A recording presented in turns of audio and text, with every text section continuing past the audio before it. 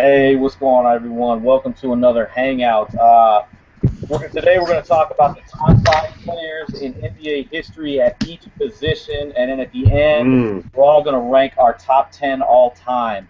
But I want to introduce a new member to our panel. We Yes, got my sir. man. We got my man Josh. What's up? What's up? Welcome, What's up? welcome. All right, I'm gonna get this. I'm gonna start with you today, Byron. We're gonna go with Byron. At Hey, what position? we're gonna start point guard. Byron, top five. Okay, my top five point guards of all time. Number one, Magic Johnson. Irvin Yes, Magic sir. Johnson. What else do I need to say? 6'9", point guard, crazy, crazy court vision, 5 rings. I mean, just amazing, amazing career. Um, in the two spot, I have the man that inspired the one spot, which is none other than Pistol Pete Maravich. Legend. Legend.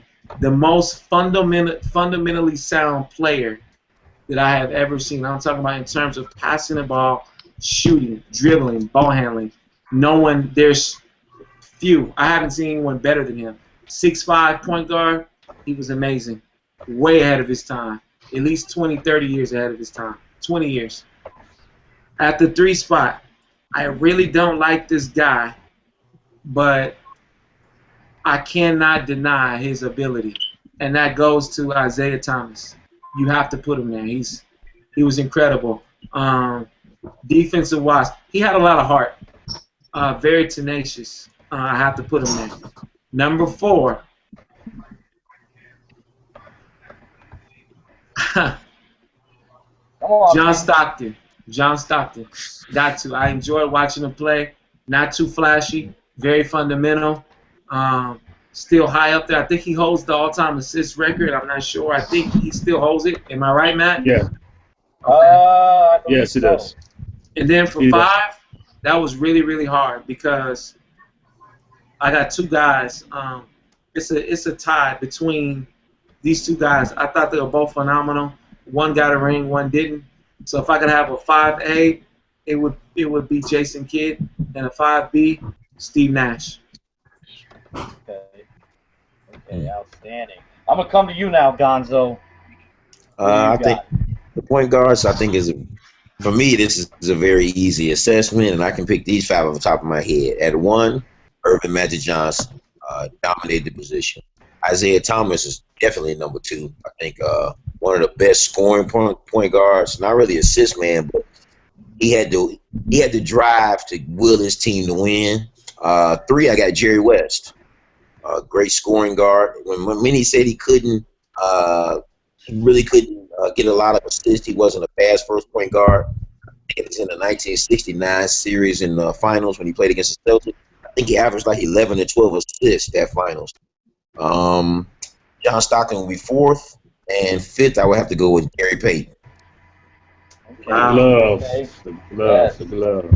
All right, Q. I'm coming to you now. One is Magic Johnson, two is Isaiah Thomas, three is Chris Paul, four is John Stockton, and five, give me Oscar Robertson. Nice, nice. All right. Woo, I forgot about the Big O. Yeah, Josh. Yes, sir. Okay, number one, of course, Magic. Number two, Big O, Mr. Triple Double. I mean, he really changed the game with his triple double ability. I say number three, I put John Stockton. Again, he was more a pass than a shooter. He able to, of course, a top assist leader. Number four, of course, Pistol Pete. He even though he didn't get the much love because of his injuries, but he really revolutionized the game, especially when it comes to ball handling and dribbling. And number five, I got my boy Isaiah Thomas. All You right. know, he played in both end of the positions, man, defense and offense, man, and with that bulldog mentality. Okay. Y'all are gonna. No one's gonna have. You're gonna have a complaint who I got at number five. I know. I know Byron is. I know Byron is. But I'm I gonna go. already know it's gonna be some bull. Anytime I know. When you bound to be some foolishness when you on the panel. I know. You know there's going to be some foolishness. I got Magic 1. I got Sure. Isaiah 2. Oscar Robertson 3. I got Pistol 4. And my number 5, give me Steph Curry. Give me Steph Curry. Q's look said it all. Foolishness. No, it's not. Because he has the same amount of rings as Kidd. More rings than Nash. I wanted to He's put gonna- Stockton. I wanted to go Stockton, but I'm like, you know what? Curry's got a ring. Let me give it to Curry. Curry's the only man in the NBA who I think has even the potential to break Kobe's 81. There we go. Yes. So- Absolutely. So you see Steph as a point guard, or you see Steph more of a shooting guard? He's a point guard. He can play Definitely both, a though. point guard. He's definitely a point guard. He's always Yeah. been a point guard. It's not even a question. Yeah. All right, now we're gonna go. We're gonna go to shooting guard now. Byron. We should save shooting guard. I say we skip shooting guard for now. Go to small Okay. forward. All That's right, we shooting got. guard. We'll go to small forward then, Byron. I'm gonna give you that. We'll do 2 guard last. Small forward, Byron. Who you got? Number 1, LeBron James. Hands down. Number 2, Larry Bird. Number 3, Scottie Pippen. Number 4, Dr. J. And number 5, hate all you want, I gotta put Bernard King right there, man. Okay. Nothing wrong with that. All right, Gonzo. Small forwards. Who you got? My number 1 is Larry Bird. I say Bird, and I want people to hear me out because I don't want to make it saying I'm trying to slight LeBron James. It's just that I have to give a bit of an edge to Larry Bird. This is the reason why. Larry Bird was an unathletic white guy that played in an athletic league with black players, and he dominated. Not to mention, averages a legit double-double. His assists are like maybe 1.5 off from LeBron. His steals are exactly the same. His field goal percentage is better. His three-point percentage is better. And his free throw percentage is better. Okay. I got to give it to Bird. And Number 2. what Bird? More rebounds too. You might have said that. Yeah, he has 24 and 10. LeBron averages maybe 2 or 3 more points than him. Yeah. He averaged 24. LeBron averaged 27 and maybe like 7 or 6.9. So I had to get an edge to Larry Bird on that one. Not to mention he has 3 rings. And like I said, to be an unathletic white guy, like, and to play defense as hard as he did, not having that ability, and being able to score consistently, not having that ability. We're not talking about just jump shoot. We're talking about going to the bowl scoring. You know, I got to give an edge to him. Second, I got to go with LeBron. Absolutely. Third, I'm going to go with James Worthy, Big Game James. Okay. Fourth, I'm going with Dr. K. And fifth, I'm going with Elgin Baylor. Despite no rings, if I'm not mistaken, I think they have like 9 finals appearances. Speaks volumes to how good of a team they were. Mm-hmm. Absolutely. Q, Wow, what do you no got? Scottie Pippen? No Scottie Pippen, guys? No, this Scottie is- not being none of these players, no. No, that's foolishness. All right, number 1 is LeBron James. Number 1 is LeBron James. It's hands down. It's not even a debate anymore between who's better, Larry Bird or LeBron James. It's LeBron James. Number 2, Larry Bird. Number 3, give me Dr. J. Number 4, give me Scottie Pippen. And number 5, give me James Worthy. Okay. Josh, who you got? All right. Okay, first, of course, number 1. Okay, y'all see me? Okay. Number 1, of course, I got my boy LeBron. All-time great. LeBron is number 1. Number 2, of course, Larry Bird. As I said, like I agree with what old boy said, great fundamental, but he was really, I think he really revolutionized the games in the 70s and 80s. Respect his game. Number 3 is Julius Erving. Number 4, of course, I have with Scottie Pippen. I mean, I believe it just, again, he can play both ends of the court. And I think, we forget in '94, I mean, when MJ retired, he was on the MVP level. So I give him that nod, you know what I'm saying? Yeah. Despite Led the Bulls to what, 57 wins that year? Yes. So he was a big target, despite his 98 debacle with the Rockets, in spite of his Portland, because he's late in his career. But I really give him to that 94. He really showed his game and took it to the next level. And then lastly, I'm gonna put my boy Rick Barry. I mean, Rick Barry, the most skilled man, averaged about 35.8 a game, and he really brought that ring to Golden State. So I'm gonna put Rick Barry as my fifth guy. Okay. Hey, Byron, our top 4 is identical. It was the same order, too. I got LeBron, Bird, Scotty, and Dr. J. But my number 5, I went a little out there. I went with the Iceman, George Gervin. But Iceman was a shooting guard, man. He played both. You could hope. Yeah. I took the Iceman. I won't argue that. He cold, man. No pun intended. He was cold. Yeah. Absolutely. Here's another. Now we got another tough position that gave me a little trouble. Power forward. Yeah, man, that's tough. Power forward. Gonzo. My power forwards. I got number 1, Tim Duncan. Oh, yes, 2, sir. I got Charles Barkley. 3, I got Karl Malone. 4, I got Kevin McHale. And it's not because Kevin McHale is like I said again, he's not more athletic than my 5th pick. I think it's just because he was so fundamentally sound, like in the post. Like Kevin McHale, Charles Barkley said the toughest guy he's ever had to face in the post was Kevin McHale. That said something. You know what I'm saying? So I had to, and not to mention he has 3 rings. I got Kevin McHale 4, and I got Garnett number 5.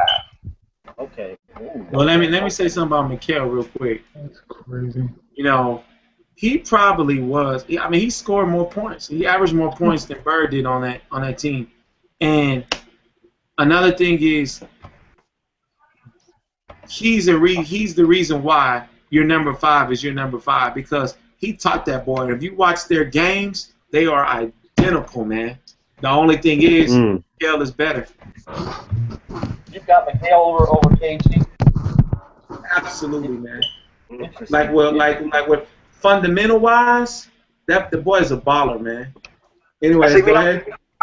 Not to mention, let me add one more thing. I'm not the type of person like to say me.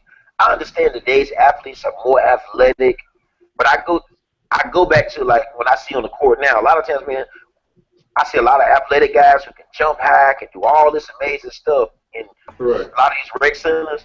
And the old guys go out there, some of these old guys like 34, 35, and they are busting these young dudes with all this athleticism. They killing these guys. So it just makes me think like, yeah, you might have all this athleticism like Russell Westbrook. He's a great player.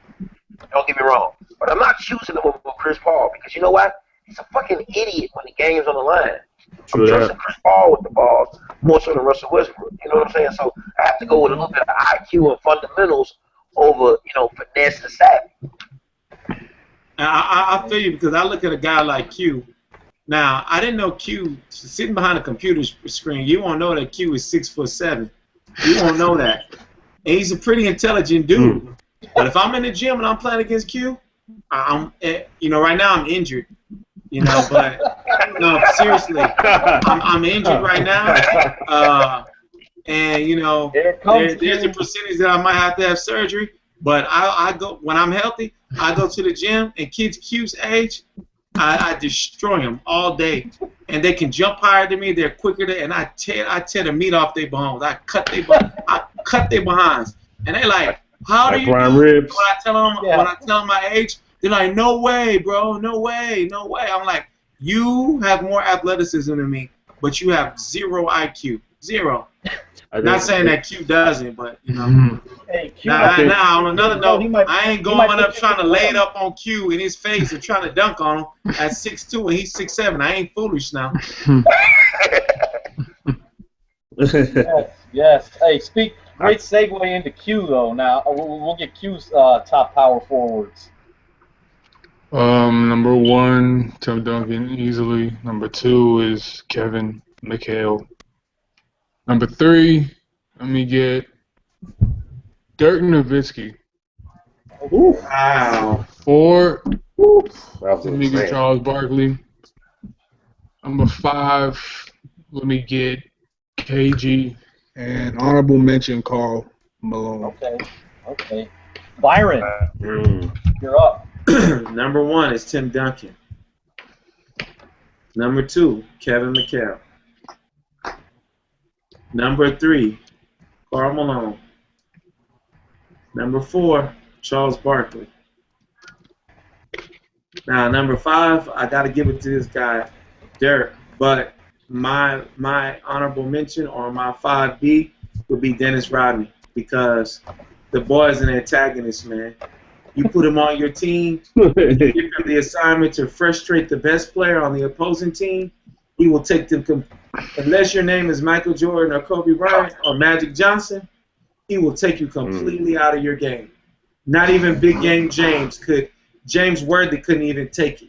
He couldn't take the being annoyed and being antagonized by Rodman. I mean, the dude, not an offensive player by any means, but when it comes to rebounding, defense, hustle, he's one. You got to put him up there. He's one of all-time greats. All right, nice. Josh, power forward. Good. Okay, wow. It's tough. Okay, of course, number 1 is Mr. Fundamental, Tim Duncan. Again, we all know why. So, 5 rings, and kept it simple. Number 2, of course, Charles Barkley. I think the best year of Barkley when he came to the Suns. I think that's really, of course, he learned a lot from Julius Erving and those when he was on the 76ers team. But I think he's really transitioned when he got to the Suns. Number 3, I'll go with KG. Again, I believe we all know when he came at 95, he was still trying to work in the game, but I think he really matured like 6 years in when he won the MVP in 2004 and with the Minnesota by himself. It really showed he really matured in this game and really was very aggressive. That's what I know about KG. His game. Number 4, I had to say Karl Malone. I mean, with that sweet fadeaway, back to the basket shots, Karl Malone is really up there. Then number 5, it's kind of tough. I got a 5A and a 5B, so I'm just going with my 5A. Okay, my 5A, Mr. 30, the original for 30 for 30, I think Moses Malone. Moses Malone really, man, he was, of course, offensive beast and also a rebound beast. He really showed what it's being with a power forward. And my B, I was going to put, I put down Dennis Rodman. Again, I think he was a pest, but he knew his assignment. Assignment just play the power forward and get the rebounds and be aggressive. And I think you see a lot of the players today are trying to imitate his game, especially the part like Draymond Green and other guys. So that's my 5A, 5B. So okay, all right, I gotta go with I got Timmy number 1. I put KG 2, and I went with McHale at 3. I got Dirk at 4, and I went Karl Malone number 5. Yeah, I know I left Charles off. You didn't put Cat. Wait. You read that list again? Was McHale in there? Yeah, he did. I had McHale number 3. Okay. Yeah. Behind KG? I got him behind KG. Oh, wow. Yeah. I got him behind KG. Okay. Yeah. Now we're going to go to another tough position. Man. We got centers. This one was really tough. Dotso. Me, okay. All right. I debated this one, and I've struggled with myself saying who was number 1. And I really wanted to put Olajuwon in there because he is like top 5 and kick him out, Matt. Kick him out. Kick him out, Matt. We got all categories. I'm gonna tell you who I got, and this is the reason why I have this person in there. Kareem Abdul-Jabbar. Yes. He's also on the scoring list. Oh yeah. Okay, that's the only person I'll allow you to put above Hakeem. That's the only answer for number 1. That's the only acceptable answer. Oh wow! Wow. Kareem dominated 3 different decades. He dominated at the end of the 60s. He dominated the 70s. And if you look at his 80 stats, he was just as damn good. Even his last year MVP was a good season for anybody else. He won an MVP when he was like fucking 50 years old, obviously. So. Yeah, you see what I'm saying? So, thank you. Movies. Number 2, hands down, Hakeem Olajuwon. Easy. That's an easy pick. 3rd is Shaquille O'Neal. 4th is David Robinson. 5th I don't want to leave this person. I didn't want to leave this person off because I think a lot of people say he played in an era where the big men weren't really well, where the only big man was Will Chamberlain, but this guy was 6'9", 215 pounds playing center and dominating on defense. I had to give it to Bill Russell. Yes, sir. Okay. Byron. Man, I'm kind of in my feelings right now, man. Man, hey, don't be afraid. You go with what you think. Don't be afraid what anybody says. Hey, when we're all done with. When we're done with all these positions, Please, I ain't worried about that. Everybody's got a chance to call someone out. They don't. It's all good. I'm not worried about that. I'm not worried about that. But here's what I have to say. And I always have to tell people this because when I first moved to LA, I was arguing with two guys who were like in their 40s about this very thing. You can't argue with an OG about Hakeem or Kareem. Argue with an OG about Kareem. You will lose every time. Both of them being LA natives, they said that they put Kareem there. They said he might be the greatest ever because he had a shot that you could not block. Now, he played in, 3 different decades. He was dominant. He was agile. He had to develop other aspects of his game because when he was at UCLA, dunking was banned. You have to give the guy credit for that. But for me, I have to put Hakeem in that #1 spot. And Jabbar even said himself, Jabbar and Chamberlain both said, the only other center they've seen since their time that should be mentioned with them is Olajuwon. And the reason, and I had to tell them, same two dudes in LA, has nothing to do with being half Nigerian, being from Houston, and seeing him around the city when I was a little kid. It has nothing to do with that. But what I will say is, the guy did not play basketball until he was the age of 18 years old. And you have to look at what he did. He won MVP and Defensive Player of the Year in the same year. Michael Jordan said that's the only guy who should have been drafted ahead of me because he was all NBA first team and all NBA defensive team. Every year that he played, he said he was right up there with me in stats. He said with steals, he was right there with me. Mind you, this guy was 6'9". The moves that he had, Jabbar couldn't do them. Hakeem will put you in the blender, and or the washing machine, whatever you want. You want the blender, you want the washing machine. He would spin around, you would be gone. David Robinson shouldn't be on nobody's list. Nobody's list. When you see what Hakeem did to him, not only was he not even a citizen, and they're lucky he wasn't a citizen, because if he was a citizen, he would have been on the dream team, mixing up everybody. No, I'm gonna tell you who's lucky. David Robinson is lucky Hakeem was not a citizen, because there went his spot. See y'all in '96. I'm telling you, Hakeem Olajuwon is the Byron, real quick, let me interject. So does that mean Patrick over David Robinson then, right? Is that what you're saying? Absolutely. Absolutely. Okay. Absolutely. 72 points? Let me finish my list. Let me get into my list. 72 points? That was just the preface. Over the 70 points? Huh? Over the 70 points? Over the 70 points. Number 1, Hakeem Olajuwon. Number 2, Jabbar. Longevity. This Negro played for 20 years. And you know why I said Negro? Because when he started playing, they weren't even calling blacks African Americans. They were still calling them Negroes. That Negro played for 20 years. 20 years he played in the league. And he's the all-time scorer, and nobody's going to catch him. And he had that sky hook. He's number 2. Number 3, Shaquille O'Neal. I'm not even going to elaborate on him because he's too arrogant. He thinks he's better than what he is. You take away his size, and he won't be as good as Hakeem or Kareem. I have to put that there. This next guy, people will argue me up and down. I had to put this guy here, Russell. Like what Gon said, 6'9". I don't care what era you played in. The man has 11 rings. He had, and which brings me to number 5. Will Chamberlain was an anomaly. That guy was ahead of his time. He was one of the strongest big men. He was the Shaq of his day.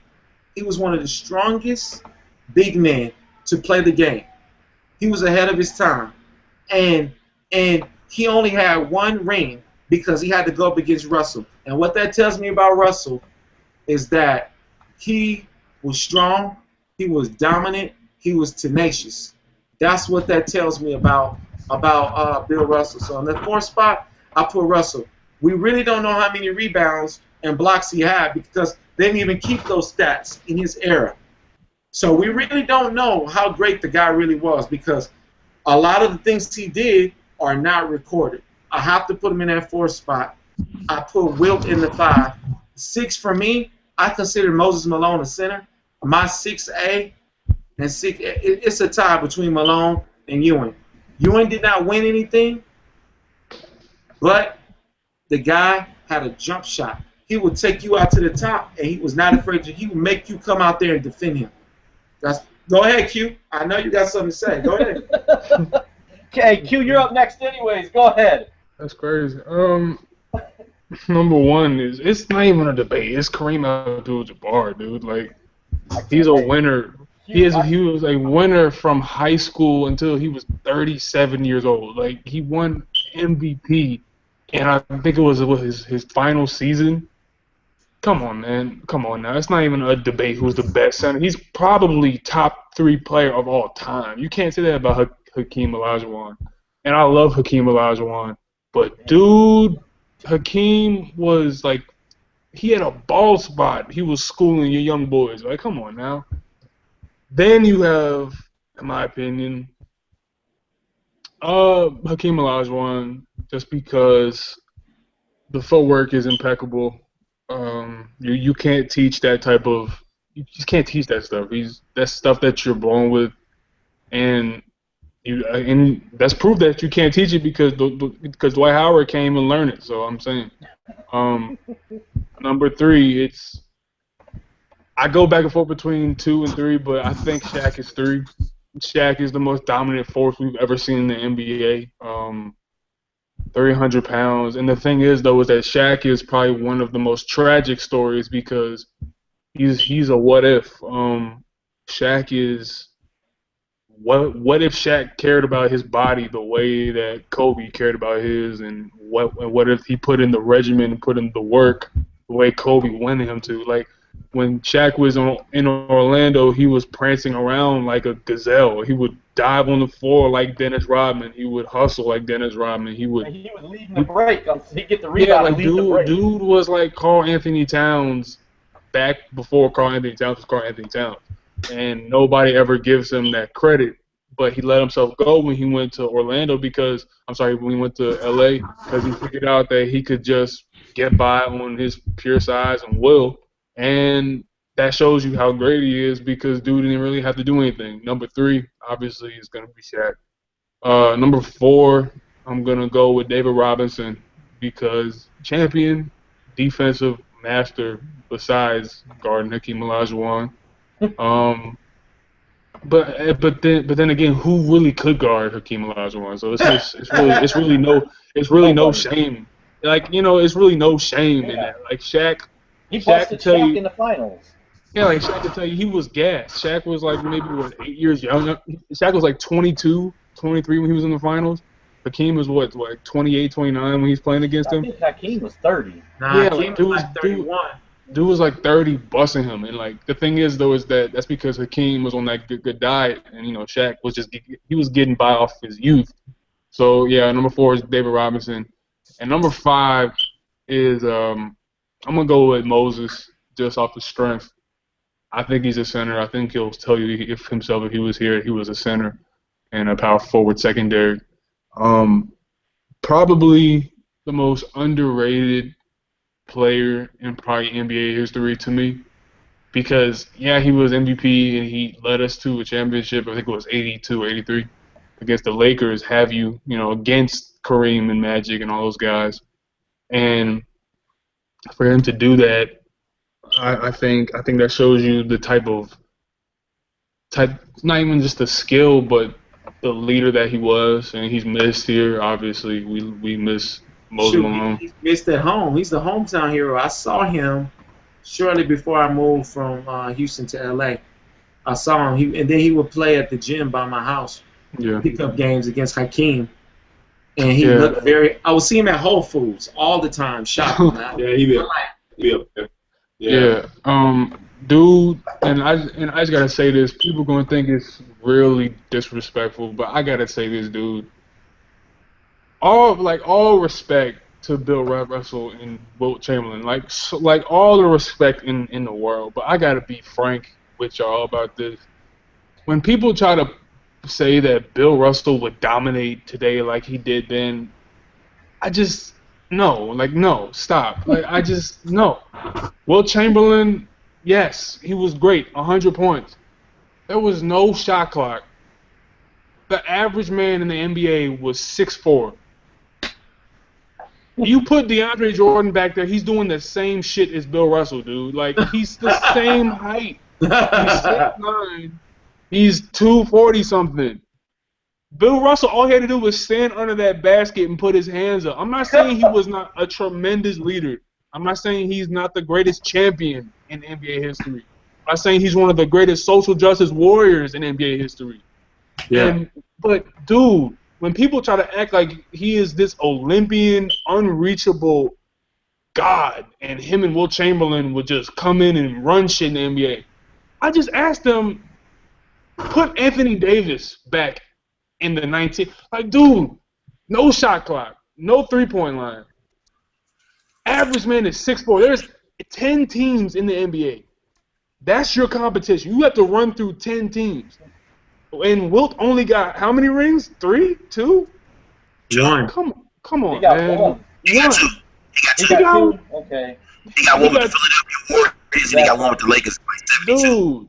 Dude, no disrespect. I just hate when people say that, oh man, Bill Russell would dominate. Dude, I'm not saying he wouldn't be great. I'm not saying he wouldn't even be an all-star. But you acting like he would run the league and win those 11 championships in today's league? All right, bet. All right, bet. I want to see Bill Russell try to outrun DeAndre Jordan on the break. Let me see that. And I'm not saying Wilt was not an amazing track star. I'm not saying Wilt was not a specimen of a human being. But, dude, they would be Anthony Davis tier players. And that's a great player in today's NBA. Just stop acting like they were these Olympian gods who would shit on everybody in the NBA. That's just not happening. That's just not fucking happening. This is what I think, though. Here's another thing. Wilt Chamberlain was athletic, too. They say at his height he had a 50-inch vertical. Mind you, he was a globetrotter for a while. Yeah. And they said he had this thing where he would put the basketball in his armpit and jump, and his waist would be at the rim, and he would take it out and then throw it down on his way down. Like, they say the guy jumped literally that, like, they say he would just... he could because the fucking goal was 7 feet. Like, what the fuck? They didn't raise that shit to the 90s. Like, I hate when people say, oh, man, dude, he was so like... It was a 7-foot... It was a 7-foot goal, dude. It was a 7-foot goal. Bob Cousy dribbling around like that. Come on, man. Bob Cousy is literally dribbling around there in circles, dude. And he just lobbed it up, and Bill Russell just does this. That's not skill. He's just tall as shit. Like, what the fuck, dude? Like, I hate when people bring that up. Like, Bill Russell. Man. Like, yes, they're great for their time. But I like leagues that allow black people to play in them. Like, come on now. Like, dude, stop. Like, just stop. It's like when people say Babe Ruth is Babe Ruth was... Babe Ruth, I want to see Babe Ruth hit with CC Sabathia throwing at him. Let me see that. Go ahead. I'm sorry. Go ahead. That's all right, Josh. I agree with that. I agree with that. Like, I don't know if he's breaking. Yeah, I give you that one. Hey, Josh, I'm coming to you now. Top centers. Wait, yeah, did we go to you yet, Josh? I'm sorry, I got off on the tirade. Oh man, that's all right, Q. That's what we do here. That's good. Go ahead, Josh. No problem, man. This is very intense. Of course, there's a difference between an artist and a craftsman. Love to, just do to please, and he brings it to the table. So I know number one, I had to put. I believe Hakeem was the craftsman of the game. The reason why I say he was a craftsman during his time, the moves he put out there. It's from a playing you can put Hakeem. He can play all 4 positions, from a point guard to a small forward to a power forward. His game and his athleticism, with his skill set. Of course, a phenomenal. I mean, with the phenomenal hook shots, phenomenal dream shakes, you see all the centers he has. Even in the '80s, he was very dominant in the '80s. He did play against Kareem when it was the Lakers play. So there's some good games and highlights in those games. So Hakeem really brought to the table, and I think what was so promising and very, very deep. I remember, was it that 30 for 30 when they had that 30 for 30 for the Rockets. And one thing Michael Jordan said, he said he's glad he didn't play the monster on the other side. So, and we know who he was referring to, Hakeem. He said that's glad we didn't play them, because he knew. MJ said it best. He said if we played the Rockets, there was a good chance we wouldn't make it out. We wouldn't win that finals. So he was. So that tells you that if Hakeem can put fear in the heart of MJ, that tells you a lot. Number 2, of course, I'm gonna put Kareem. 3 decades. Scott Hook. You know what I'm saying? And you forget too, off the court, he was a good actor. You know what I'm saying? Bruce Lee. He was a good actor. But I think with Kareem, with the Scott Hook, he took that game and revolutionized every. So you saying Shazam wasn't a good movie? Say it again? That wasn't a good movie. Shazam was not a good movie? Steel. Oh, Real Steel, too. Yes. Yeah, man. Steel. Hey, But yeah, man. Blue Chips was. Never mind. Keep going. Yeah, exactly. Of course, Kareem, and like what the earlier Q and us were saying, Kareem had to develop his game every decade, because when you have new players bring new skills and new things. So Kareem had to find ways to continue to be his dominance. So that's so number 2. I have number 3, Shaq, and the reason I put Shaq because he was a dominant force, but I really believe in the early '90s when he came in, he was done, but he still didn't know how to play the game yet until Phil Jackson really got into his ears. Even though Jerry West convinced him to come to the Lakers, he still struggled how to be that force. He really know how much he had. But I mean, when Phil Jackson came to the Lakers and really developed his game, and that's when we really saw the Shaq of the early 2000s, man. Number 4 is Wilt Chamberlain. Of course, I got Wilt.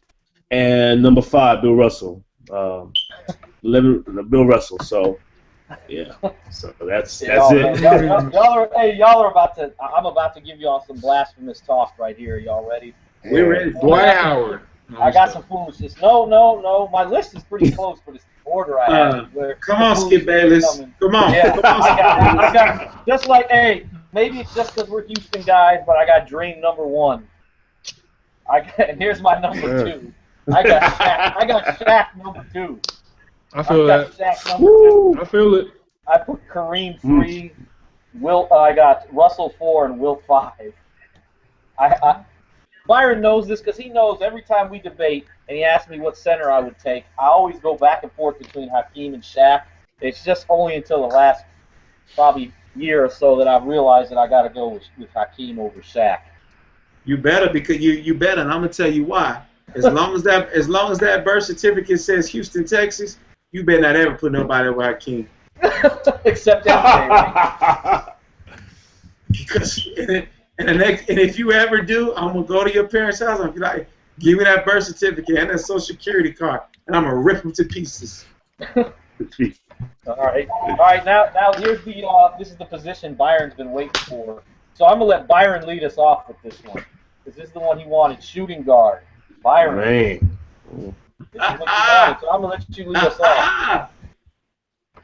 Hold on, man. Hold on, real quick. Can you just look?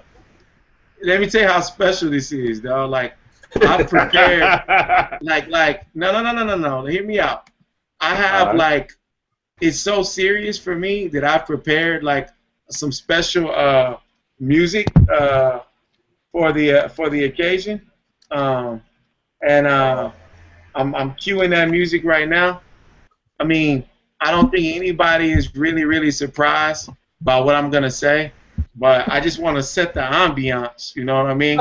With this one right here, and the song, you know, it goes a little something like. Hold on 1 second. Will take you far into the future. Okay. Okay.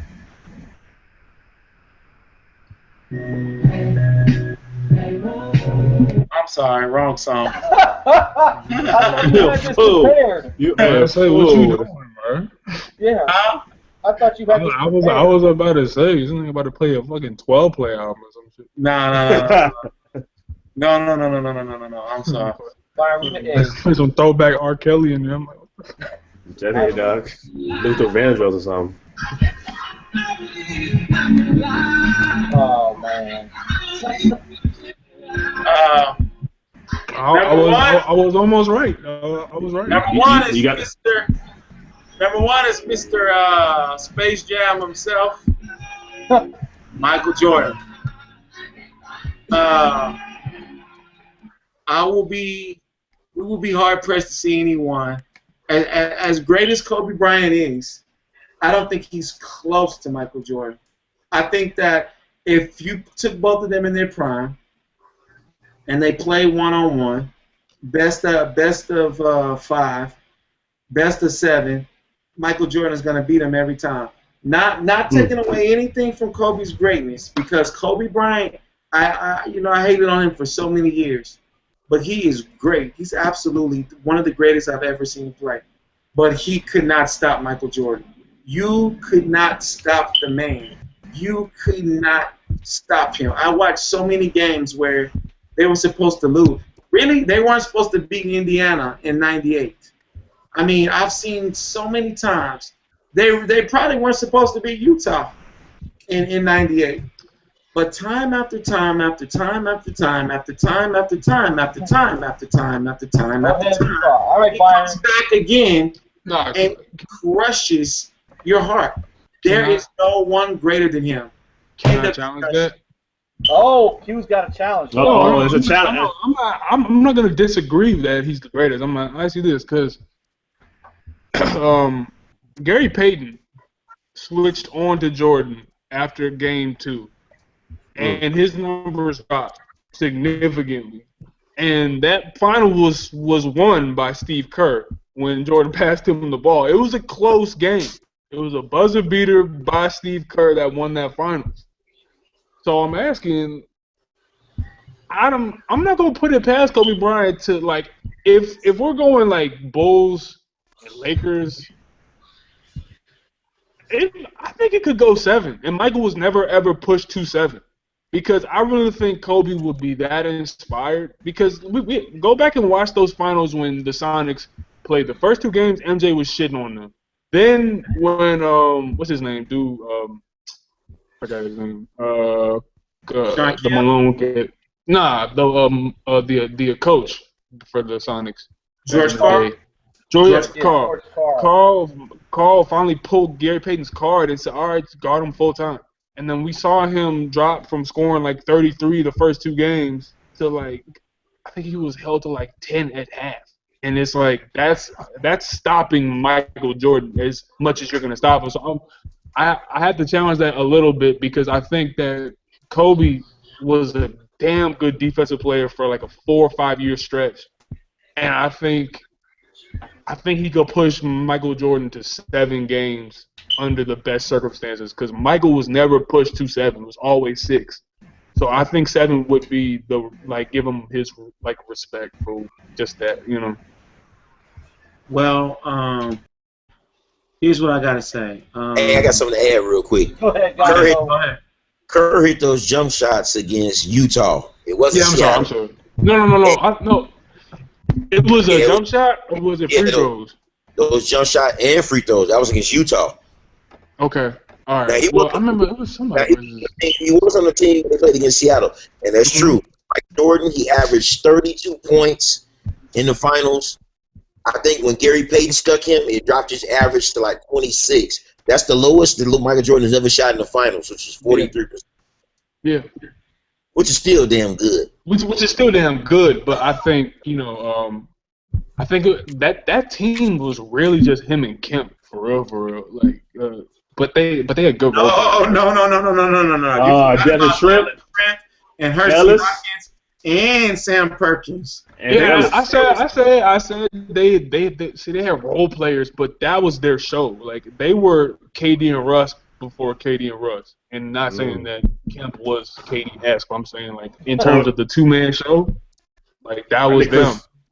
I think Chris Paul and Blake Griffin. You think?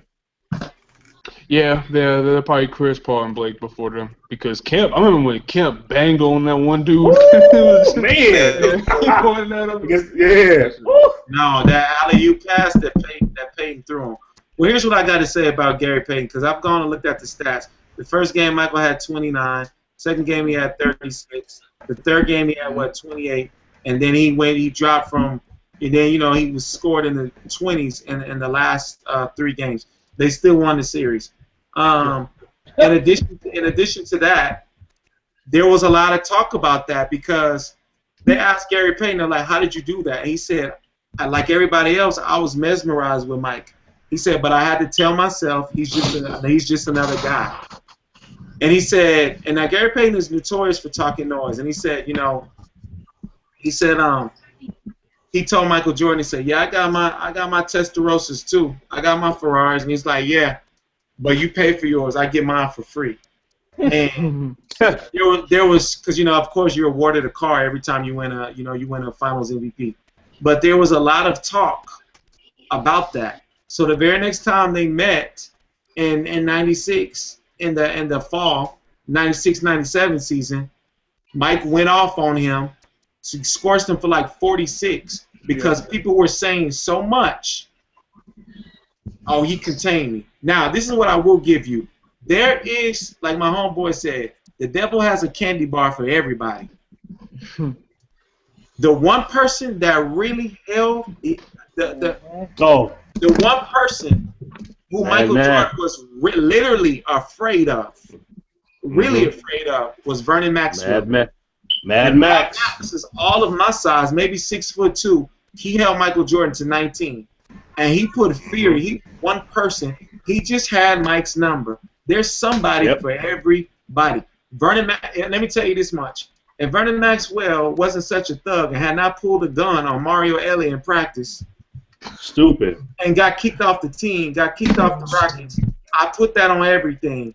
They would have met the Bulls in either 96 or 97, and he would have gone all out on Mike. But there's only 2 people that I've seen that played defense, and which brings me to number 2, which is Kobe Bryant. And Kobe Bryant even had Rajah Bell. He had Bruce Bowen. They gave him problems, man. Tony Allen. Kobe, That whole team gave that Kobe Bryant problems. What you say? I said the whole Celtics team gave Kobe Bryant problems because he didn't perform well against those. Kobe, he'll say it now. He's scared of Paul Pierce, man. He's terrified. That's why they had to get Ron Artest. He's terrified of Paul Pierce. Now he ain't afraid of Ray Allen and McGrady and Iverson and them, but like Paul Pierce, Bruce Bowen, Rajah Bell. Oh yeah, he don't want no parts. Yeah, for sure. And as great as Kobe is, he's behind Mike. Number 3. Yeah, of course. People are gonna be mad at this one, but I think this guy was underrated his whole career. I want Gons to hear this. I'm going with Clyde Drexler. Okay. The guy, he was a great passer. He was a great passer, and I watched him go one rebound shy of a quadruple double. He was really I really liked him. I liked the way he played the game, and he gave Michael Jordan and Clyde and Kobe Bryant trouble. You see, Kobe Bryant lists him as one of the 5 greatest people he ever played against, and he had hops, probably more hops than both of them. That boy could fly. He was like a Dr. J when it came to dunking. Number 4, I put Dwayne Wade. And number 5, it is a tie between for me, it's like Jerry West and Allen Iverson. You know, Oh no. it's like a tie between those two. What? I'm coming to you, Q. You're up. That's wild. Okay. Number No, one is let's hear it. Let's hear it. Let's hear it, Q. number one. No, I'm gonna tell you. No, number one is Michael Jordan. Number two is Kobe Bryant. Number three is Dwayne Wade, the only man who I've seen damn near won a finals by himself. Nobody. That's probably in my opinion, that's probably one of the greatest top 5, top 3 almost finals performances I've ever seen in my life. That made me a Dwayne Wade fan because being down 2-0 and when like people forget, man, Dwayne Wade pre-knees, like before his knee cartilage just got really fucked up, Dwayne Wade would fly, man. Like people forget. Like I'm talking shin guard Dwayne Wade. That was my shit. Converse contract Dwayne Wade. That was my guy. Number 3, obviously Dwayne Wade. But Man. he wasn't more athletic than Clyde Drexler though. He was not No, more. he athletic, wasn't. But he was good though. he wasn't. But he got more rings. To me, he was a leader in 06. And to me, he's the only dude who is his age who's really changed his game. Like he's the model for like besides Kobe Bryant, because Kobe was a high flyer and he changed his game to being a shooter. But Dwayne Wade went from being full contact, I don't care, I'm fearless, to being mid-range, calculated, and basically pace and space is all he is now. And he's still killing people with that. And people still falling for the pump fake in 2016. Like, come on now. Like, that still gets people. So I'm putting him at 3. Number 4 is Allen Iverson, dude. Like, come on now. It's the answer. It's hands down. Like, that's not even a question. 48 on Kobe? No, dude. Not many people can say, yo, I dropped 40 points on Kobe Bryant. Not many people can say I dropped 40 points on that Lakers team with Shaq and Kobe, period. But in the finals, and people don't give us enough credit because that finals, the first 3 games were closer than people really talk about. Like, even Game 4 was closer than people talk about. Because I remember a couple of times at halftime, we was only down, like, going back and watching those films, we was down by maybe like 6, 7. It wasn't the ass beating that everyone exclaimed it was. We ran out of gas always in those fourth quarters, and that's what did us in because we didn't have no they would have pulled that series off. I really did. I always wish that he could have did it, man, because he's the people's champion. He will forever be a staple in Philadelphia culture. He's Philly's son, in my opinion. Like, he has a pass in every hood. He has a pass in every part of Philadelphia. I saw him out. Like, AI can walk anywhere. He's like Mike Vick. He can walk anywhere in Philadelphia, and he gets props. So, AI number 4. And number 5, I'm going Ray Allen. I love Clyde Drexler. I really do, man. But Ray Allen is not only one of the most underrated clutch shooters of all time, but people forget that Milwaukee Ray Allen, he was banging on people too. Like, people forget Ray Allen used to poster dudes, bro, and nobody ever gives him that credit because, once again, he's one of those guys who changed his game to being one of the most deadly spot-up shooters of all time. And he's still in shape now, and he's getting calls from teams. And he played in the small market. That's what hurt him. But me and Matt used to think he was better than Kobe. He was better than Kobe back then when he was with the Bucks. He was better than Kobe. I think if Ray Allen was like, if you put Ray Allen on that like Sacramento Kings 02 team, you know what I'm saying? Like, I think that probably would have beat the Lakers. I don't even think the refs couldn't have even beat the Kings then. But you could put prime Ray on any team and they would be in playoff contention.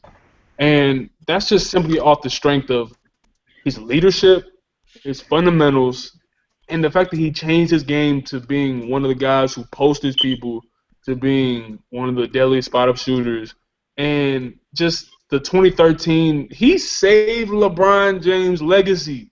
Like, Skip is right when he says that. People usually hate on Skip Bayless, but that's the one thing he's right on, man. if LeBron loses that finals, this might be a whole different conversation. I wouldn't even think it would be blasphemous if you put Larry Bird over LeBron if he lost that finals. But Ray Allen single-handedly saved that finals and has saved his legacy in Miami as a failed stint to a fruitful endeavor.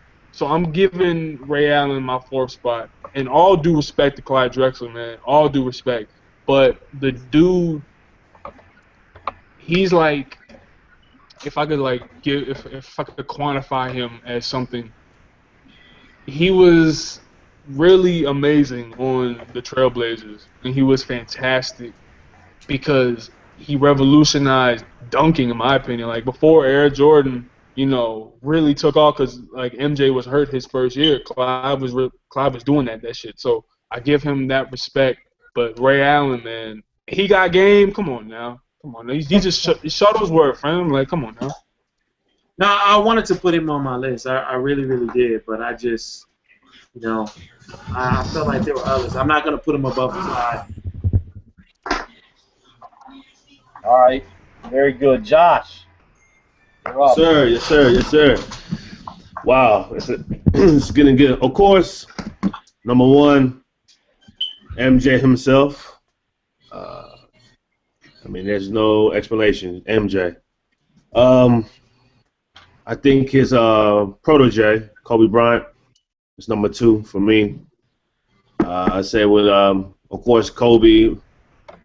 As I tell everybody, Kobe got all his game from MJ. We already know that. But again, Kobe with his, he's the only player to today know who can drop 80 points in a game. 80. That's phenomenal. 80 points. So I give Kobe his dues. But again, my question is that one thing about Kobe, and I always question this when it comes to championship rings, would he have won the championship rings by himself without a Paul Gasol and Shaq? Is he capable? The only thing, but here's where Let's not do that. Let's not do that. Would Shaq win rings without Kobe? We don't. Hey, Q, would Michael have he would. 6 rings without? Would Michael have 6 rings without Scottie? He wouldn't. They need each other. Yeah. They need each other. Like, what I'm saying? But Shaq would have a lot of rings without Kobe. I'm gonna tell you why. I don't know that. We don't know that. Yeah, we do. If Shaq stays in Orlando. Penny Hardaway's knees are going out, so he's probably not even going to get to the finals. Nah, Penny got injured after Shaq left. He got injured that season after. I'm going to tell you that was going to happen regardless if Shaq stayed. We don't know that. We don't know if Shaq would win finals. Yeah, he would. We know that, but we don't know Penny wouldn't have. Come on now. As soon as Mike retired, the Eastern Conference was going to belong to the Orlando Magic. Or the Indiana Pacers. Doubt it. Or the New York Knicks. Oh, hell no. Hell no. Not the Knicks. Stop. Not the Knicks, Byron. No, hell no. They couldn't beat Orlando then. Those Starks? Are we really going to act like Nick Anderson did not lose all confidence in himself? He absolutely did. Exactly. So how are we gonna say, oh, Shaq wouldn't have won? We don't know that. Shaq could have been goddamn Wilt Chamberlain. Putting the ball in his armpit and going. Yeah, and the thing is, Phil Jackson's triangle brought out the best in Shaquille O'Neal, but Shaq needed that other scoring option. Penny Hardaway was going to be that, and we see that his knees were giving out. He was going through a lot of health issues after Shaq left, but who are we to say that wouldn't have still occurred? So it's like if the Lakers don't have Kobe, they would have got somebody. They were the Lakers. Yeah, I think they probably would have gotten like a Ray Allen or something. Yeah. And the thing is though is that the Lakers is probably the what if team of the 2000s. I'm sorry if I'm cutting anybody out, but the Lakers team is the what if team of the 2000s because the NBA is so lucky that Shaq and Kobe could not get along. Imagine if they had the relationship that like D Wade and LeBron James have, where they don't mind playing a backseat to each other if someone's going off. They could have won 7-8. That's the what if. Like that's the maybe. Because Shaq did not dedicate himself to a proper diet and workout. Kobe was so enamored with winning and all that, and Shaq was like, "Fuck it, I'm gonna eat these Big Macs." and Kobe was like, "What the fuck?" Nestle Crunch and his Nestle Crunch. Yeah, like dude showing up to practice with 8 Big Macs, and Kobe's like, "Are you serious right now? Like, come on, man." Yeah. I'm sorry. Go ahead, Josh. Go ahead. It's intense, man. There's always the chance. What's number 3? My number 3. Ah, man. Okay, number 3. Of course, I'm gonna put AI. The reason I put AI, not because, Shame of on course you. Shame on. Well, I'm hurt. No, you have to look at it. I mean, for his height, I'm looking at his height. A 6'1", 6 feet 6'1", doing those kind of ability, those skills against big men, even bigger shooting guards than him, and scoring average, leading the league. Well, he led the league for what, 4 or 5 seasons in scoring. What? I mean, at his height. I mean, that's crazy. I mean, of course, the infamous crossover on MJ kind of brought to light. Why stop me bringing up all this old stuff, man? It doesn't matter. I mean, What's that his ranking? His rankings because the reason I put him as number 3 because his height, because me and being 6 feet 6, and he led the league in scoring. That's why. But where he was in a league where there was better shooting guards, you know what I'm saying, bigger shooting guards than him, a Kobe, a Ray Allen, these great guys, Vince, you know what I'm saying, and he was still doing what he had to do. But plus, top of that, he carried the 76ers to the NBA Finals by himself with a Theo Ratliff, with a McKee, Mutombo, Snow. yeah, Eric Snow, you know, and a Larry Brown, and he had to talk about practice. Wow, their coach was good now. They had a good coach. No, Larry's a legend. Let's not get that too. Yeah, Larry Brown was good. It was good. So I put AI there for my number 3. Number 3. Of course, I put Jerry West. That's my number 4. Jerry West really brought it. Of course, I mean, there's nothing. I mean, of course, he's a spokesman of his game. And number 5. Well, I got a 5A and a 5B, but forgive me on this one. My 5A, I'm gonna put D-Wade.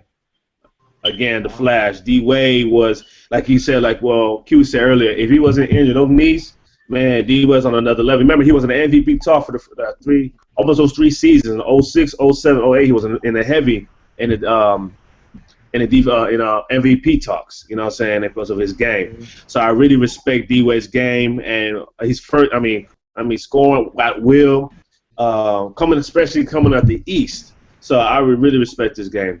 And my 5B, man, is gonna be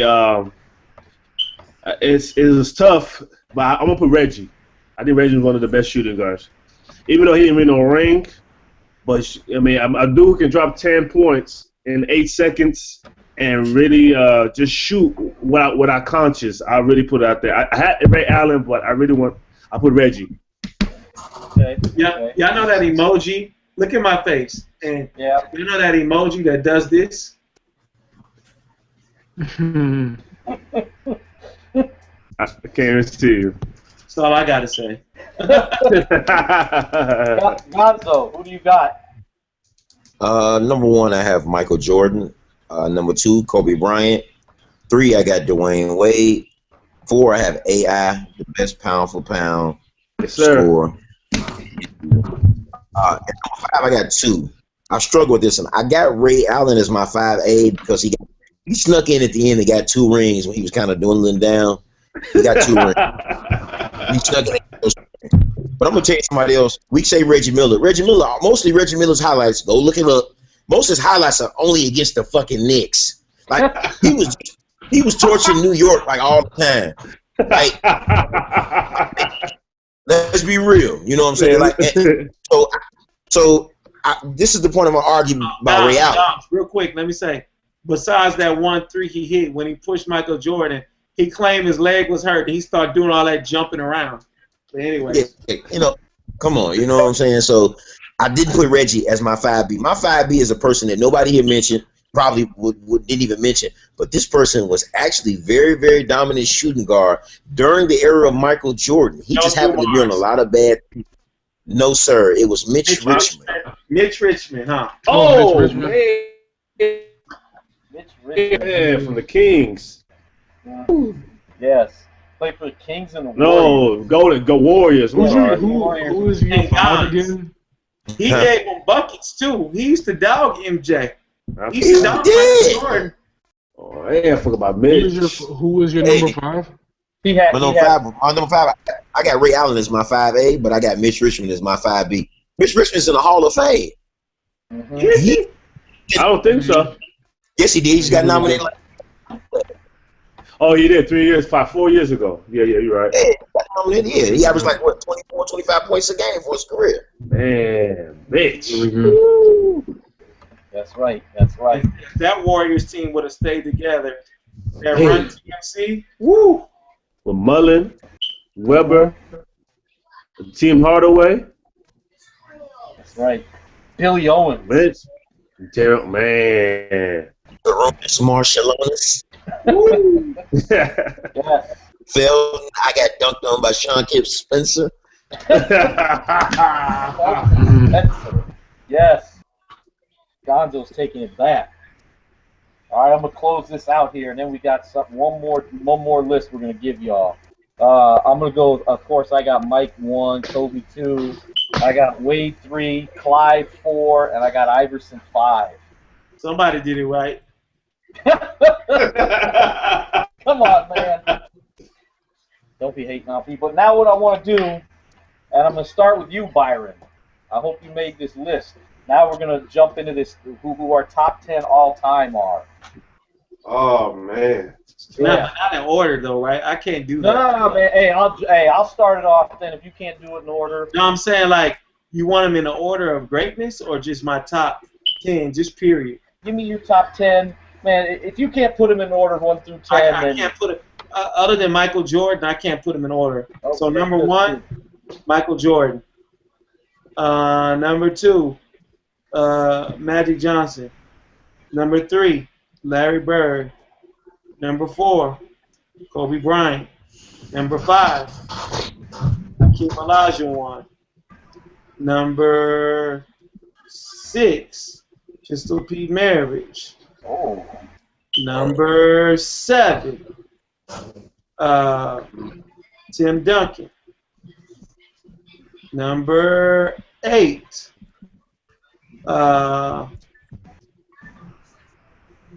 Shaquille O'Neal. Number 9, I'm going to go with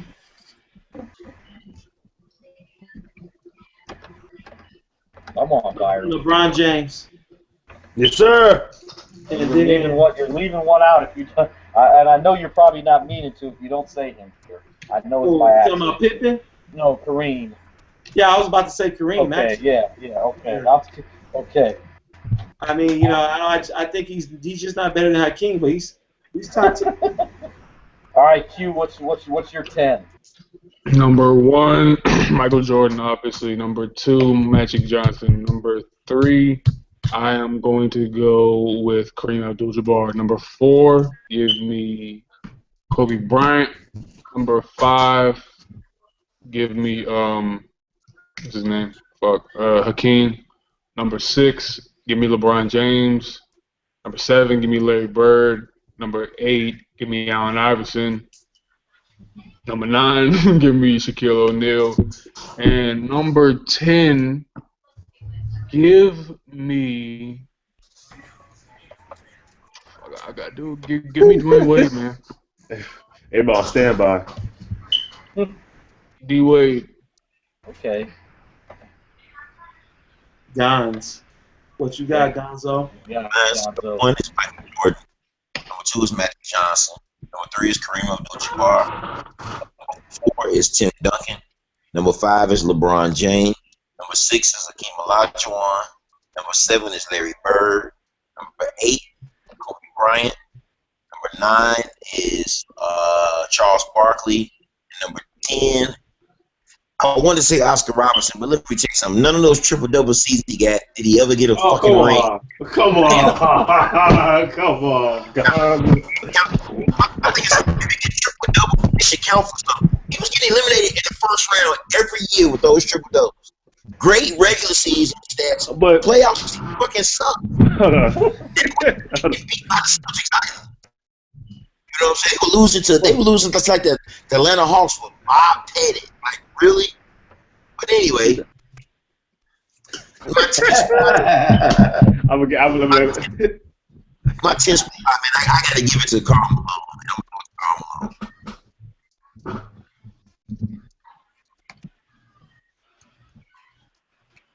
All right, very good, very good. Josh, who's your Yeah, 10? definitely. Yeah, I'm gonna have to interject on some things, but I'm gonna just add on my list. Of course, MJ, number one. Or MJ. It's not in order, so I'm just gonna go by my head. So MJ, of course, Kareem number 2, Magic number 3, Larry number 4, LeBron number 5. I'm sorry, number 5, Hakeem. Number 6, LeBron. Number 7, Timmy D. That's 7, right? Yeah. 7. Did I say Kareem? Yeah. Okay, did I say Kobe? No. Okay, No, that's you said Kobe. Bird. I didn't say Bird. Okay, Kobe, then Bird. So that's 9, right? Yeah. 9.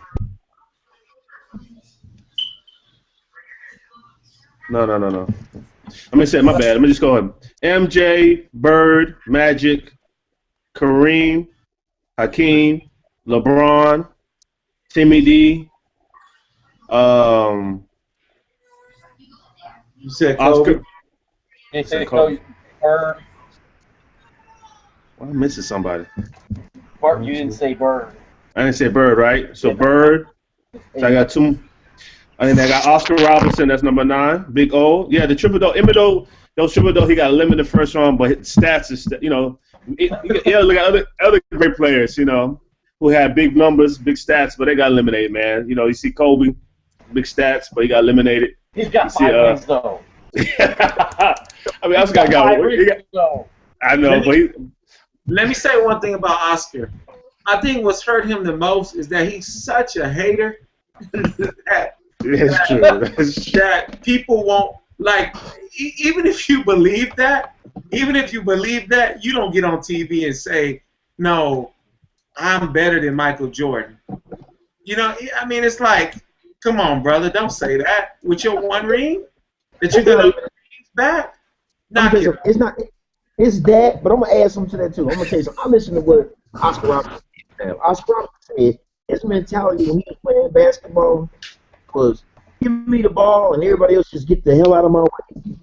So, Oscar Robertson is old as shit, man. Please, like this is why I don't like old dudes. Like this is like I'm not saying like you know, like the NBA, man. The NBA.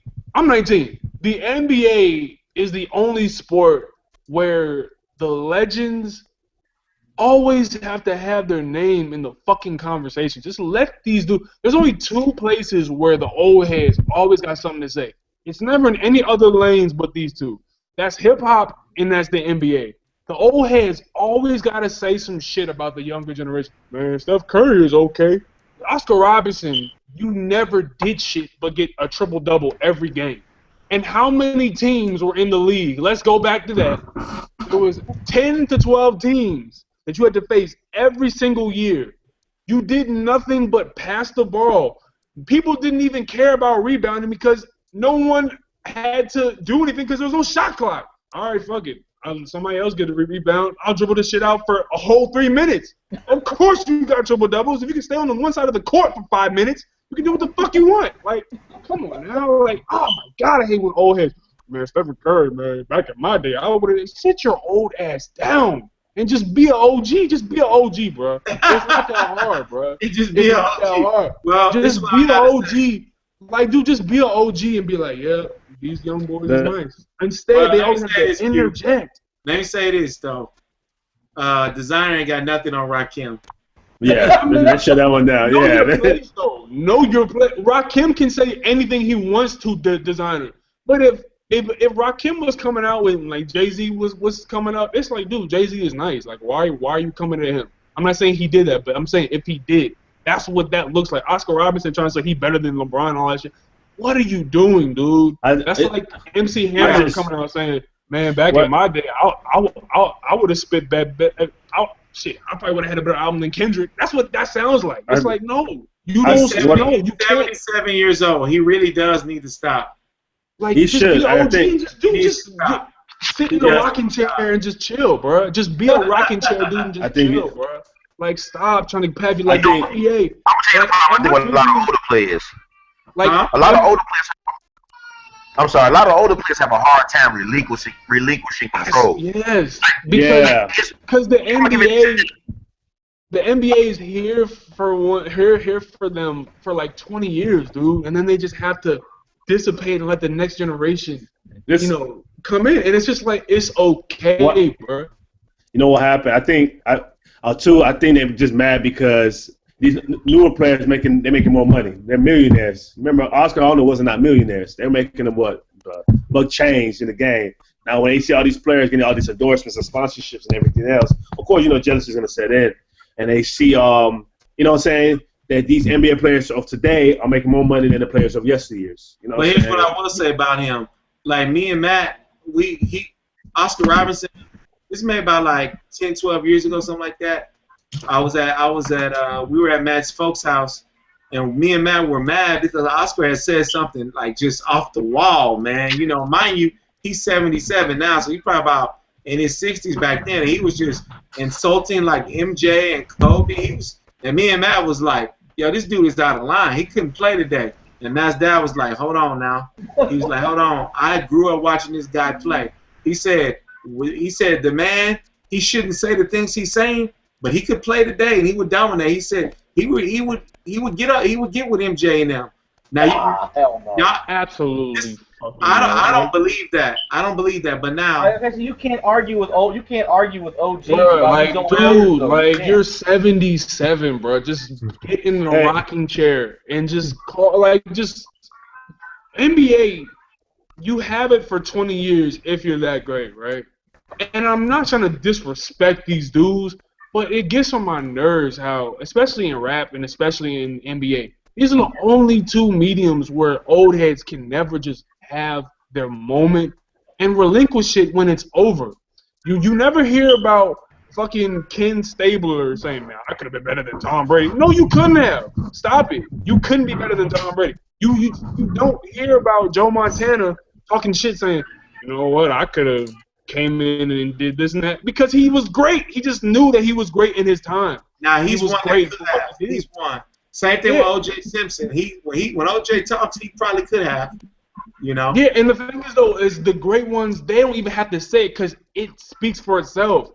If fucking Mickey Mantle was still alive and he was like, man, I'll probably be better than Jeter now. No, it's like, dude, like, okay, we know because you're Mickey Mantle. It's like, just stop trying to have your moment. This is the only place where old heads do not let the moment just have your day in the sun. Is all I'm trying to say. And then so fun. I think what's funny. I think was like today now, like just like we said with the legend stuff that yesterday, even these athletes that's retiring. Kobe might say the same thing next 10 years from now, next 20 years from now about the new players that's coming up. You know what I'm saying? Now you see MJ saying things of the current players of today. So I think MJ don't be hating like that now. He gave everybody pride. He said Kobe was good. He said KD was good. He said LeBron and Westbrook and even Ray Allen. He don't be hating. He even said, this is how you know MJ's not a hater. He even said Derek Anderson was good, was nice. Dude, MJ is not a hater. Here's the thing: is MJ is a competitor. If you ask MJ, hey, who do you think would win? MJ probably said, I'll beat the shit out them little kids. Obviously, because he's MJ. But the difference is Oscar and the old heads, they come out saying, well, man, I'm better than these old, I'm better than these young kids. Like, no one. Yeah, you're right. Oscar Robertson, not an old head. They haters. Michael Jordan's just a dickhead. That's the difference. Yeah, like Michael is an asshole. Like he was like, y'all know that story of I can't remember dude's name. He saw a player that he was gonna play against in the hotel, the fucking elevator, and dude was like, "What's up, Mike?" And he was like, "Don't talk to me.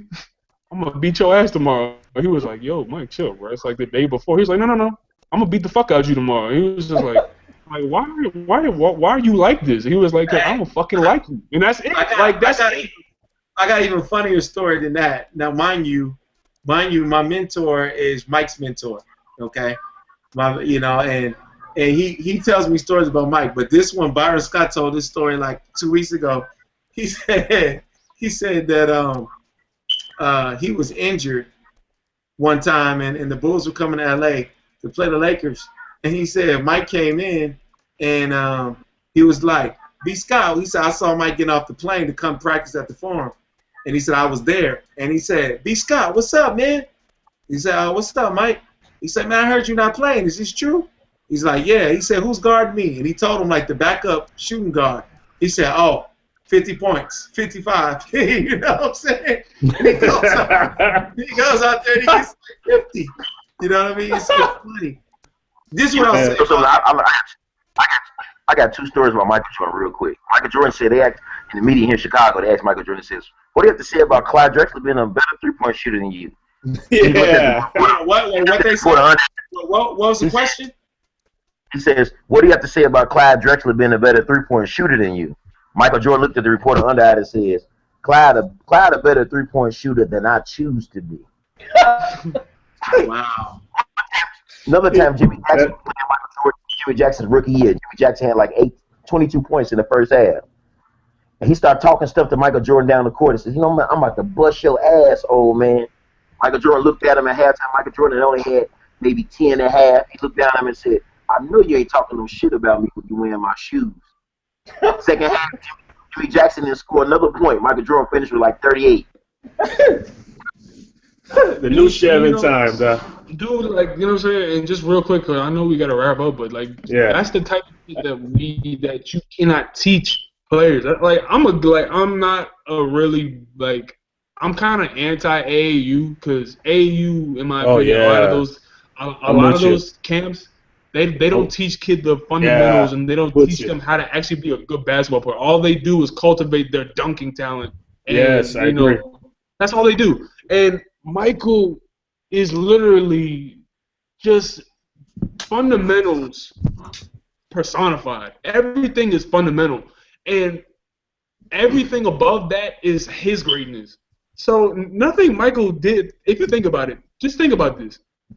There's nothing Michael did probably besides that fadeaway that is that amazing in theory. If you say, all right, I have a mid-range, I can dunk a little bit, because Michael became more of a below-the-rim player, but the way that his greatness cultivated fundamentals and made them look like it was otherworldly, that's what makes him the greatest.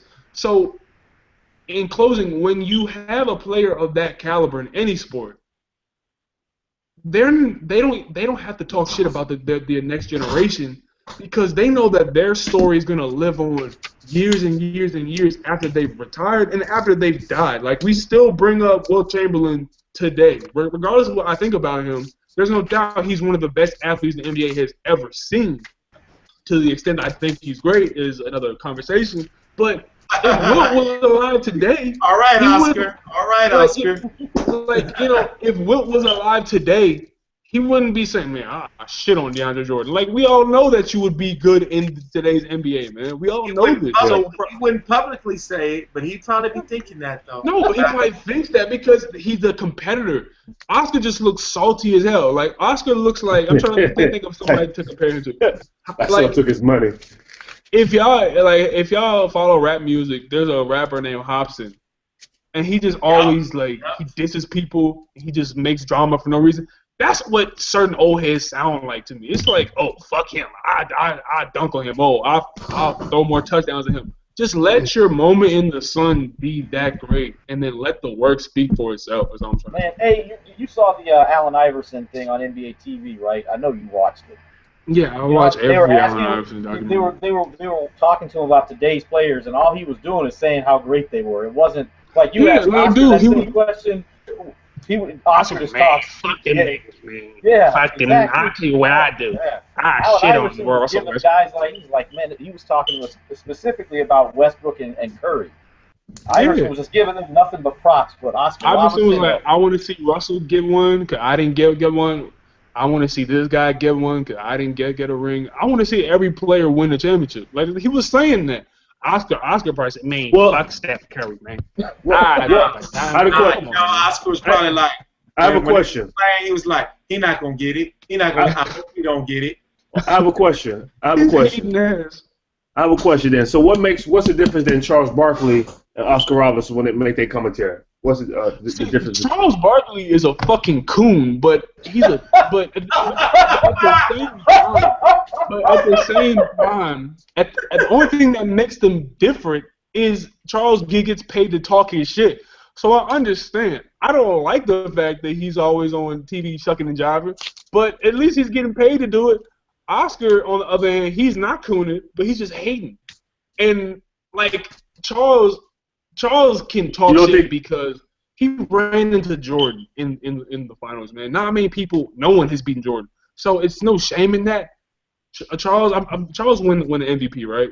And that's he won it. And that was the year Michael beat his ass in the finals. So it's like, I get why he goes at Dwight Howard because Dwight Howard cannot hold Charles Barkley's jockstrap. But the thing is though, if Charles was trying to come at LeBron, then you look salty because it's like, dude, I've done more than you in the NBA. Just don't throw stones in the glass house, and don't try to come to people who've done more than you, bro. Like, just like, don't be that guy. Just stay in your lane. Stay in your lane, and know who you are, bro. Hey, Matt, absolutely. I'm gonna go throw my 10th player before. I'll give you my 10th player. Dirk, I'll be done. Dirk Nowitzki. Okay, that's my 10th player.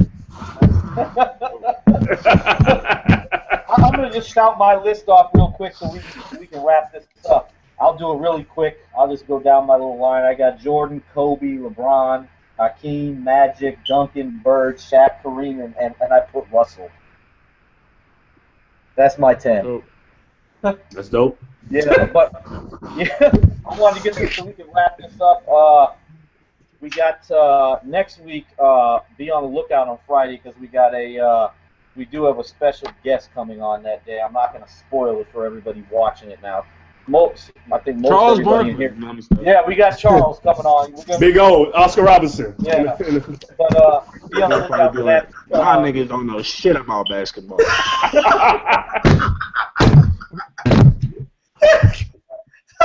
Y'all young boys. Y'all young boys. You better I'm not on y'all list. What you mean Hakeem better than Kareem Abdul-Jabbar? I'm better than all y'all right now. Young boy. Yeah. Wow. Wow. He rocking back and forth. Yeah, man. He's old ass. Eating a hot dog. I'm sorry, man. I'm sorry, man. You've been here before. You can't be 19, bro. You like a 30-year-old and a 19-year-old. You've been here before, dude. You're I don't believe in reincarnation, but you've been here, bro. You're a fool, bro. Oh my god, bro. And this is all everybody's catching this still too, so this is good. Everybody can get a nice laugh. How you gonna stay cute? How Oscar Robertson be if he was on here? No, I'm gonna show you what Oscar gonna do, bro. Oscar gonna be in this bitch like this. Y'all niggas don't know shit. Old ass, like that's the most hating ass shit. Stephen Curry, he alright. Like, dude, it's like sit down. Like, come on. So Oscar, what you think about Kevin Durant? you be Oscar now. So Oscar, what you think about KD? He'll be in this. All right. As me, KD, it's a bitch going to the Warriors. If I was on the Warriors, we would have won back to back. Ain't no Kyrie Irving, I tell you that. Ain't no Kyrie Irving. 41 on me? Hell no. Old ass. Young ass Kyrie. I'll cross Kyrie ass up tomorrow. Young ass Kyrie. KD gonna have to hate me apparently, because I don't fuck with him. Young boys. Like that ass, like dude, like I just really gotta get this out, because like I really cannot stand when people don't know their lane and they overstep boundaries. Like, dude, I didn't go to college to play basketball. I was not that great. Like, I wasn't great enough because I didn't feel like doing it. Honestly, the only reason I did it was to get scholarship cash. But I didn't get that. If I really dedicated myself, I think I could have been good, but I just didn't really care. I really go my hardest when I'm playing, like, just like a pickup. And people say, man, you really could have played. But then again, I didn't do shit. So that's like me talking shit about a dude from my high school who got like a scholarship to Penn State or Michigan. Like, oh, he ain't shit. Like, what the fuck? Like, you look like a fucking hater. Like, know your role. You know what I'm saying? Like, I just really cannot stand that, man. I really cannot stand that. Well, I'm sorry, man. No, that's all right, man. Hey, we're gonna wrap it up right there because on Q's rant, we can't. I don't think we could do anything better than what we just saw. So until next time, peace. Peace. Holla.